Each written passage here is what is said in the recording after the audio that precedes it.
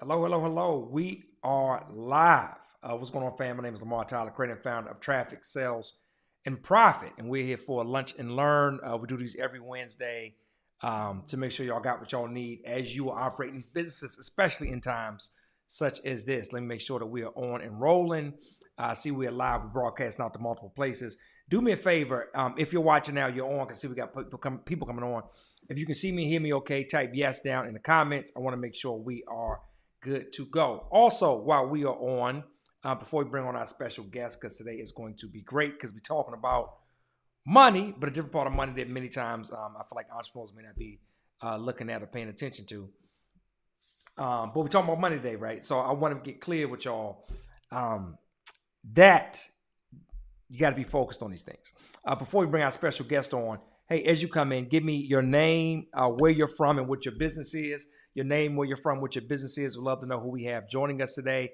And as you come on and make it happen, make sure you're tagging your biz besties, your friends, your accountability partners to get them in on this conversation too. They are going to be mad if they miss this, because this is a great time, right? We got an expert on. I want to talk a little bit about accounting, about business financials, about taxes. And this is the time of year, y'all, where we need to be having this conversation. I'm sure she's busy. I appreciate her taking this time, because it's the time of year when these are the conversations. How about this? I'm going to tell you this. I'm going to go as far as to say, if you got people that's working with you on your business financials and they not having conversations around this time of year with you, you might need new people. I'm going to put that out there. But I'm not an expert. I'm bringing the expert on in 1 second. But I just want to make sure we're good. I see y'all comments coming in again. Yep. If you can see me and hear me, leave a comment down below. Also drop your name, where you're from, who we got on, so that I can make sure we are good. Awesome. I love it, right? I see them hearts and them thumbs up and everything coming in. Give me more of those. All right, without further ado, I want to bring our guest in, y'all, because I'm excited about this. Check this out, y'all. Atiya Brown, aka the Savvy Accountant, is a CPA, a CA, and certified financial educator instructor. She is duly licensed in both Canada and the U.S. as a certified public accountant, over 18 years experience in the accounting and finance world.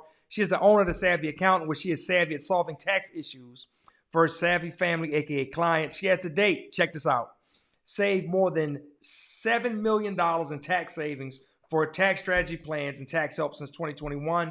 She has a goal of saving her savvy family $1 billion in tax savings. Has a special place in her heart for women-led service-based businesses, has worked with the real estate industry, and works with a lot of agents with investors. Prior to that, she worked for 5 years at a Big Four accounting firm before she went on to work in the financial service industries. She attended the John Molson School of Business in Montreal, Canada, for both undergrad and graduate studies. Finished top 5 in her graduating class before completing the Chartered Accountancy examination to become a CPA. Y'all, please give a warm welcome to Atiya S. Brown, Mastermind fam as well. Atiya S. Brown, the Savvy Accountant. What's up, Atiya? Hey, thanks for having me. I didn't realize you're going to read the entire bio. I didn't actually. It was another paragraph. I cut out early. I was like, it's Oh, this that's lady got a lot of funny. accolades, y'all. I wasn't even Yeah. done. I didn't want to cut into the Q&A time, because it was good though. But thank you for taking the time to have us on the call today. Thanks for having me. I'm excited. No problem. And shout out to everybody coming. I see Vernell in California. I see New York in the house, Charlotte in the house, Adrian in North Carolina, DJ Cento in the building. So don't forget, y'all, tag y'all people, get them in the room. Hey, so Atiya, right? I mentioned in passing, and it wasn't even something I thought about before. But as I was going, I was like, hey, you know what? We got this person is an expert when it comes to taxes, tax planning, accounting, and such. But it is the end of the year, right? And it is like a time when, if this wasn't top of mind for people, like, why should they be paying attention? What's some of the things they should be, talking to their financial people about? If they don't have financial people, some things they should be paying attention to as business owners. Yeah, so people need to realize that the calendar year is typically when everything needs to be done. So now that we're in the last, if there are tax savings that you can get in, you need to get them in before December 31st, because chances are they're not going to count for the 2023 tax year. So when you file your taxes, they won't be applicable. So Q4 is basically the last hurrah that you're allowed to do. There are some things you could do in Q1 before you actually file your tax return, but that really just depends on, and it really deals with retirement accounts. But now is the time where you can get savings in this year, because once this year is closed, then you can only deal with next year and the years after that. So if you want savings in the current year, now is when you start looking at your numbers, look at what you can do to actually get those savings while 2023 is still here. I love that. Right. One of the things that and this is interesting because I think there's good advice, there's bad advice. I'd love your opinion on this, right? Because sometimes I talk to people and they're like, yeah, I got to spend the money so tax them. So he's buying like all kind of wild stuff, right? So you've seen it before, and I'm like, I don't know if that's helping, right? So like, are there ways that you advise your clients, like, hey, these are things you should expense to spend on, and these are things like you probably shouldn't or stay away from. Yeah, so I definitely see a lot of times people, social media telling them, buy this before the year's over. So what that does is it does give you extra deductions in the current year. So it's going to reduce your taxable income. Yeah, But you need to really look at what you're buying and the tax savings that you're getting. So taxes aren't one to one. You're not going to be buying something for $100,000 and get a tax savings of $100,000 for the most part when people are buying things. So, are you spending more money to save a little bit of money? You just needs to make sense. The purchase that you're purchasing, that you're rushing to purchase, needs to make sense, and it needs to give you the tax savings that you want to see. I love it. I know for us, one of the things I look at first is like, hey, if I have money and things to spend, what are things already next year I have to pay for, I'm going to be paying for, and can I just accelerate that into this year if I know I'm going to be in it anyway, right? So we'll look and say, hey, you know what? If we do events, right? So we got events and vendors. Like we doing the event no matter what. Like, can we just move that payment, because I think a mistake we used to make a lot of times before. We may have a payment that's due in January anyway, right? And like we're about to pay that in like 2 weeks, but just literally where it falls, in 2023 versus 2024 can make a difference in, our tax savings for the year. Or looking and saying, hey, you know what? In culture programs and consultants, or it's a conference I want to go to, like, let me try to just get that in this year if I have it, versus next year and vice versa. Exactly. That makes sense. Things that you're going to be, so stay, if you're in a program and it's going to go to the next year, you can do that if you have the cash on hand. I tend to do a sale in December for pay your tax dollars now, because as we know, yesterday's price is not today's price. So you're going to need your tax services. So things like that you are going to use, that you're going to need, you can upfront those. So accelerate those payments. But I see people purchasing 2 vehicles because they're trying to get that in. And I'm like, you realize how much you spent for the tax savings you're going to get. That probably wasn't the thing that you should have done with the money. That's so good. Hey, another thing I see oftentimes that comes up, right, is, and I've had clients over the years that have said, Lamar, I went to go get funding, I went to get a loan, and I couldn't get a loan because my accountant made it look like I ain't making any money every year, right? Can we talk about that? Can we touch on that? Because I'm sure a lot of people don't know, because they're like, hey, I think I'm not supposed to show profit, right? People are telling them they shouldn't show any profit. Can we dig into that a little bit? Yes. Oh my goodness. And I see this so much because I tend to work a lot with real estate and investors. We see this often. And I tell people all the time, the reason you need to work with your tax professional is you guys need to discuss goals. What are you trying to achieve? So a lot of times people know that the formula for paying taxes is you're going to have the income, you're going to have your expenses. That net amount is what you're going to pay taxes on. So they try to influx that middle section with all the deductions so that they have to pay the least amount of taxes. So you're going to reduce the tax liability you have to pay for several years. That's fine. But what happens if your goal is to buy a building in 5 years? And for the past 5 years, you've showed no profit. So you paid no taxes. That was great. But you have no profit. So how can they give you a mortgage when you are showing that you don't have anything to pay them back? So you have to understand that the goal cannot be to always just show zero profit, because that shows that you're not a profitable business. So you're not a business that they're going to want to invest in. So I tell people all the time that you need to understand your goals. You need to know what that looks like, because you can't expect to, on one hand, well, I'm not going to pay any taxes because I have zero income. And on the other hand, well, I need funding, or I need you to give me this loan, and I am profitable. Well, how do I know that? The paper shows me that you are not.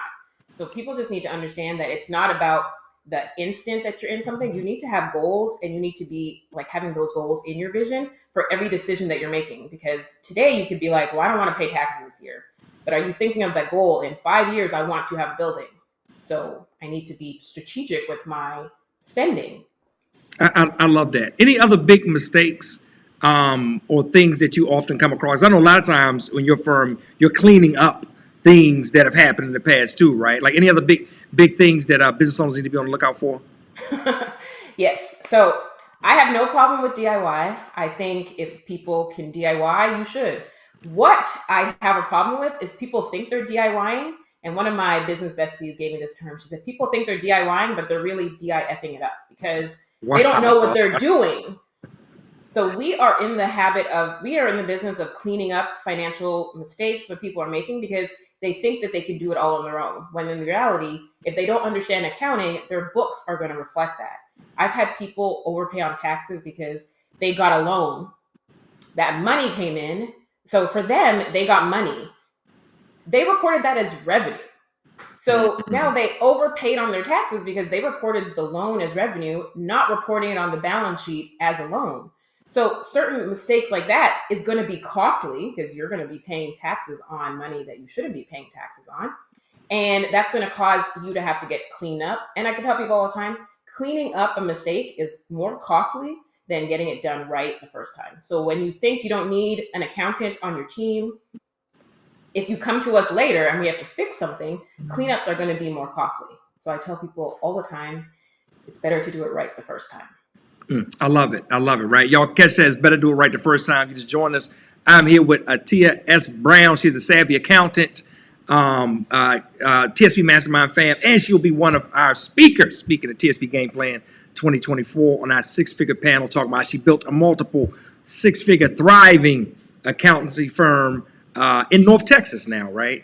Yes. But Dallas area. Yes, right. Shout out to it used to be a time with TSP. We only used to celebrate Houston, but Dallas has came on strong as Dallas of the last few years. We give Houston a run for the money. Might be bigger than Houston now. I don't know. I don't know if Houston still represents like they used to. I'm not even sure. I don't know. But we are all Texas. Okay, there we go. I love it. I love it. I love it. Any other big mistakes or things that people should look out for that you see kind of consistently happening again and again? Yes. One thing that I see people doing when it comes to their finances is not having them at all. You talked about going to get funding. One of the main reasons that people get declined funding is they don't have the necessary paperwork to submit when they are requesting funding. A rule of thumb that I think I've heard many people talk about, but I want to give credit to where I heard it. So Amelia said that you need to get funding when you don't need it. So you need to be applying for funding when you don't need it. So it's not that you're in a dire situation. So you need to make sure that you have your ducks in a row so you can apply for it before, the economy crashes and they're not giving money out the way they used to. So you want to make sure that your financials are in place when you think that you don't need it. So don't try to scramble to get it just because you're like, oh, I actually need cash on hand, so I need to go apply for something. And so that's another big mistake that I think people make is they don't think they need financials until they need financials. So good. I know so many times over the years that was the case. With us, like every time, I think the very first time, like we really had to do so much to try to get all our financials and everything together in one place. But we learned a valuable lesson that time because then from then on, we regularly had our financials. We regularly make sure we got reporting, and we had things in order. And it also made it exponentially easier anytime we needed funds, anytime we needed money to even know what you would need and then be able to move forward. I think so many times small business owners and specifically Black business owners, we're not really familiar with what those financial documents are, what they need to be, and then how we need to move forward with them. So I think that was excellent information. Hey, y'all, if you got questions, do me a favor. You can drop them down to the chat. We'll try to take some questions for you over the next few minutes with Atiya while we have her on, and then being able to move forward and make that happen. Atiya, so one of the things, again, I know you specialize in taxes. One of the things I always say with people, right? I think a lot of people go out and get taxes done or prepared. Mm-hmm. But, in your bio, I mentioned tax planning, which is a totally different type of thing. And even though you sanction DIY loosely, right? Because you said they be DIY effing it up. I think most people they doing the second, not the first, right? They are DIY effing it up. And I always say that, hey, I just think the average business owner is going to miss some things. Mm-hmm. And always feel like one of the best investments you can make is with an accounting firm with CPA, because the money you spend on them, they will make back for you, because they just know things that we don't about, ways we can find the money or ways we can keep our money. Yep. My bad, that was my little soapbox. But back to that. Can you talk about the difference between like just people that have tax prepared and tax planning, if they really aren't sure what tax planning is, and then what that actually looks like to go through that over the course of a year or so? Yeah, so I like that question and I get it a lot. So I like to do like analogies. So I like to think of tax preparing as a puzzle. So we've all prepared a puzzle before. It comes in thousands of pieces sometimes, but at the end of the day, once you fix the puzzle, you know what it looks like because you get a box that shows you what the puzzle looks like. So you're really just putting the pieces together. So think of tax preparation as the compliance.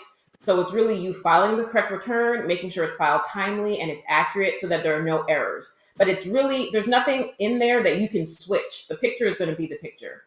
Tax planning is now when you have a blank canvas and you're an artist and you want the picture to look a certain way. You create it the way you want it to look. So tax planning is going to happen throughout the year with your tax professional. You're going to discuss your goals, the goals for your business, for your family, what you want to do in 5 to 10 years.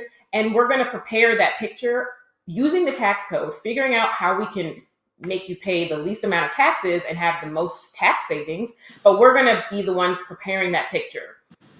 So tax preparation is going to happen that one time a year, March, April, where you go to your tax preparer, you take everything from January to December, and they are going to file your return.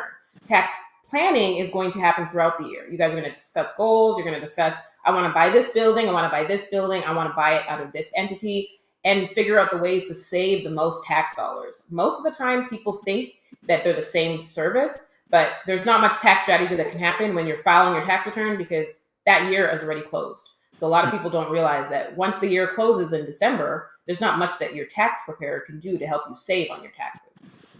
That's so good, right? And I think like people need to it's just so much misinformation I think about how taxes are handled, right? And how we handle them as individuals and business owners. So much so, and I think I've been having this conversation about,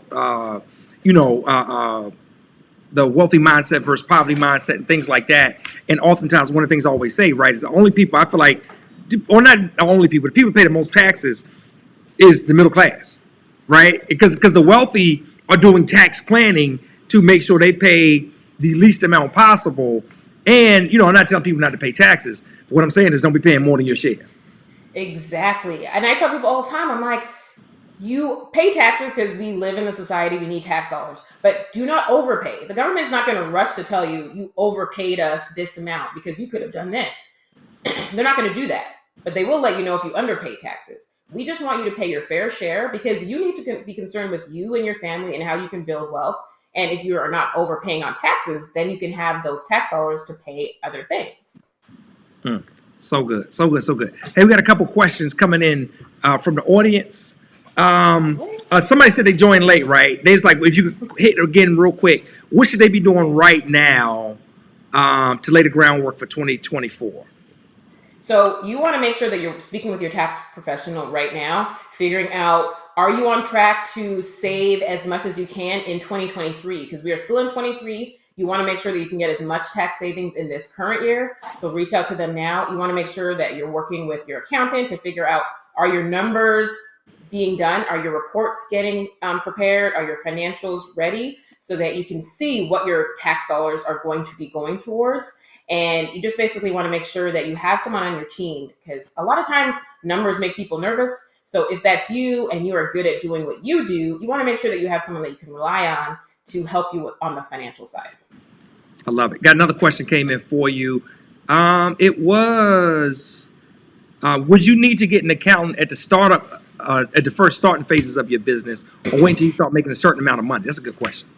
That is a good question. And I tell people all the time, it's always best to at least have a consultation. That's the minimum that you can do at the beginning. So you might be bootstrapping it and not have extra funds to have the retainer services of working with an accountant on a consistent basis. But you want to have that initial consultation to make sure, are you even in the right entity structure, to make sure that you know what you're supposed to be looking out for as you're taking sales from clients.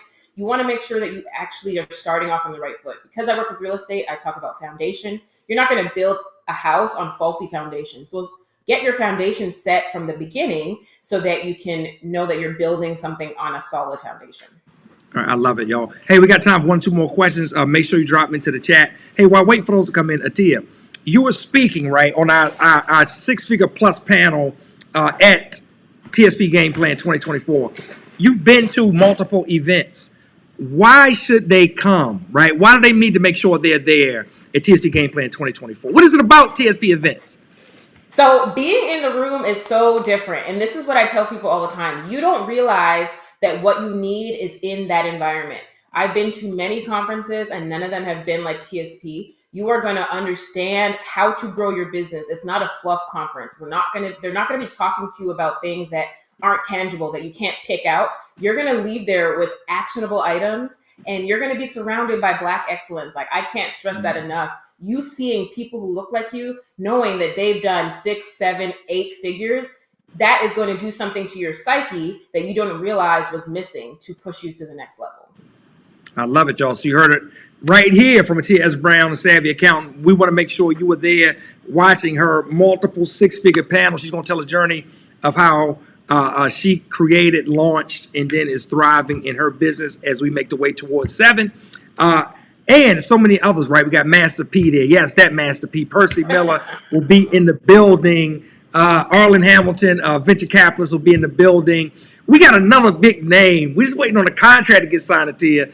They're going to be in the building. I got to check with Doreen, my director. I said, we got this contract. I got a thing the other day said the contract. They signed the contract this week. Where that count? We got another big name we're about to draw. It's going to be a lot of money, Atiya. It's always a lot of money in the building, these TSP. A lot of money. Yeah, it's going to be a lot Always. of money. Not to mention countless other speakers, y'all, and just the people in the audience. So many 6, 7, 8-figure business owners in the seats. In the seats. So I always say the people in our audience are better than the people on most stages. So I can't wait for y'all to get a hold of that. 1, 2 more questions. Renee said, are there criteria you should look for when choosing? Oh, let me see, too many comments coming in. Is it criteria you should look for in choosing someone to prepare your taxes? Yes. So I love that question. So if you're talking about preparing your taxes, I'm going to be very honest with you. A lot of people claim that they prepare taxes because in the whole financial world that we are in, tax preparation is probably the least regulated one. So a lot of tax preparers pop up. So you want to make sure that they sign your return. If they prepare a return for you and they don't sign it, because both of you have to sign, because that's basically saying, I paid someone to prepare my return. We are both agreeing that this is what was prepared. If you have a ghost preparer that doesn't sign, that is a red flag. If you have someone who this is not what they do, like last week they were doing, I don't know, something else, then that might be a red flag. They was doing Toro. They was doing Toro last week. Toro last week. This year they doing. This week they doing taxes. Next week they teaching you how to be an Airbnb host. Exactly. So things like that are going to be red flags. And also, don't be afraid to interview them. See if they are familiar with your industry. A lot of times when it comes to taxes, your industry is going to matter. So if they've never worked with real estate investors, that's going to be a problem, because if you have 12 properties, you want to know that they're going to make sure that they get all of the tax deductions that are special to real estate investors. So don't be afraid to interview them. And if you see something that seems fishy, it most likely is. If they're promising you a certain number of refund, like, that's impossible. I cannot promise you a specific number. If I have not seen your numbers, I don't know anything about your financial situation, I cannot tell you I'm going to get you $6,000 back. That's an impossible claim. So good. Atiya, we're close to wrapping time. Any last words you want to share with the people, anything they should know? And then also tell them how they can get in contact with you if they want to find out more about your services, how to hire you, how to come on board as a client. Yep. So like I said, we are in the last 2 months of the year. So this is the time to make sure that you are looking at your numbers, that you know what your numbers are telling you, so that you can make some real plans and get some tax savings in 2023. You can follow me on social media as a Savvy Accountant. We are accepting new clients. We currently have our Black Friday stuff going on. So we are accepting new clients for that offer, so you can get your financials in order. We want to make sure your financials are in order so that you can get the tax savings you need to get in the current year and in future years. I love it, y'all. Hey, Atiya, it's been great. Thank you for joining me. I'm looking forward to seeing you on that stage, TSP Game Plan 2024. Appreciate you being a long-term client with TSP Mastermind, and looking forward to us doing more business together in the near future. Thank you so much for having me. I All enjoyed right. myself. Hey, I enjoy myself too. Y'all, listen, make sure you follow Tia, visit her website. We've been dropping the link down in the chat for you as we've been going as well, the savvyaccountant.co. Also, I want to make sure, right, you join us every Wednesday. We're here with these TSP Lunch and Learns. We're bringing some of the most amazing, dynamic Black entrepreneurs directly to you so we can learn from them. You can ask them direct questions and get everything you need. My name is Lamar Tyler, creator and founder of Traffic Sales and Profit. You've been joined here today with my special guest, Atiya S. Brown. Make sure you follow her. And we'll see y'all next time here, right, in Traffic Sales and Profit. Peace. Have a great day, everybody.